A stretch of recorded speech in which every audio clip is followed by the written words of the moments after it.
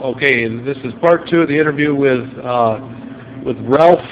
Ralph, let's get it exactly.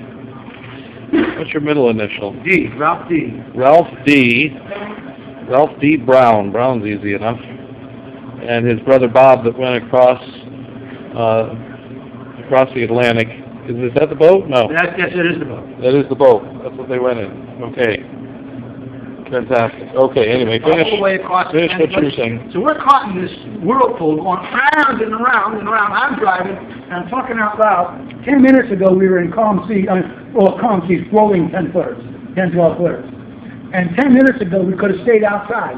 But we decided to go in between the islands and find somewhere safe. And it was the worst thing I did in the world.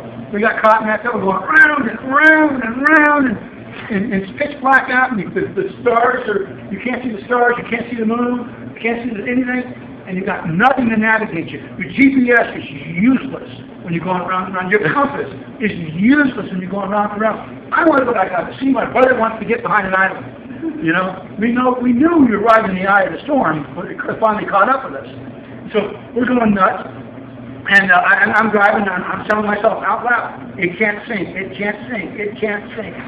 Trust your equipment, trust your equipment, trust your equipment. Don't panic, don't panic. Help us, Lord. Help us, Lord Jesus.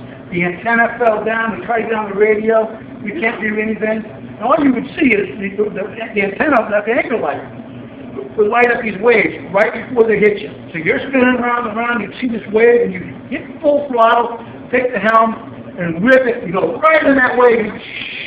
And the top 4 or 5 minutes later, go, boom! And just completely cover the whole boat with water. I mean, we're this deep in water in the boat. You can understand. The sides of the boat are only this deep.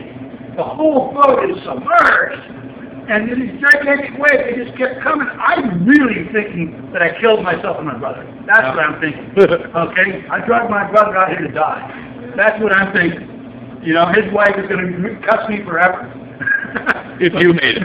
No, I mean my grave. Oh, your grave, okay. Yeah, it really didn't last that long, but it seemed Not like ours, right? It seemed like I've heard stories like that before. The antenna fell down. Bob fixed the antenna. We're on the radio trying to get directions to get out of the storm, and we're going round and round, and these gigantic waves kept going, boom! I mean, you're talking about a wall of water comes to the boat that's 4 or 5 feet inside. Anything that's not tied down is just gone. Most boats, any other boat would have tipped over at that size. But that one's a special design that won't tip over, thank God. Okay? That's special design. Anyways, in the middle of all that, a bright star came through the clouds. Wow. Like a planet. And it not that it just come through, but it came through at the right exact spot to where you could see it under the, across the helm, across the face there, and guide us right back out to sea. And as soon as we could see something to drive towards, you could drive towards that light, and you can turn back and forth. And now suddenly the compass starts working, suddenly the GPS starts working, and we're able to drive out to sea. And suddenly the mission is back on. Wow. The Iron Second Wounded Hero voyage is back on. We were going to finish crossing the Atlantic, and we were going to live. We really thought we were a goner at that point in time. Well, I'm telling you, God sent us stuff. Now, there's an incredible story behind this. Because when we got into the port there, they started calling us the last Vikings. First they said nobody survives Tinderholm. Okay? Nobody does. So they came and looked at our GPS to see whether or not we really were in Tinderholm. Yes, we were. Then they started calling us the last Vikings. It got into the newspapers. The last Vikings. And so anyways, I grew up in the Boston area. I didn't grow up there, but I was born in the Boston area. And so it was reported in the Boston Report records about the last Vikings. Some guys called me on the phone and said, "You won't believe this." I said, "What do you mean?" There's a tower on the corner of Wellesley and Waltham, right on the Charles River, to Leif Erikson and his brother Thorwald.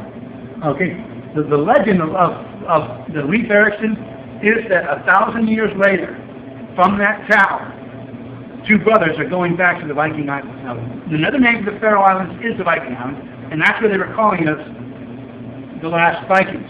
The thing about it is, it was almost exactly 1,000 years later from what the dates on the tower. And get this, Bob and I were both born in Waltham.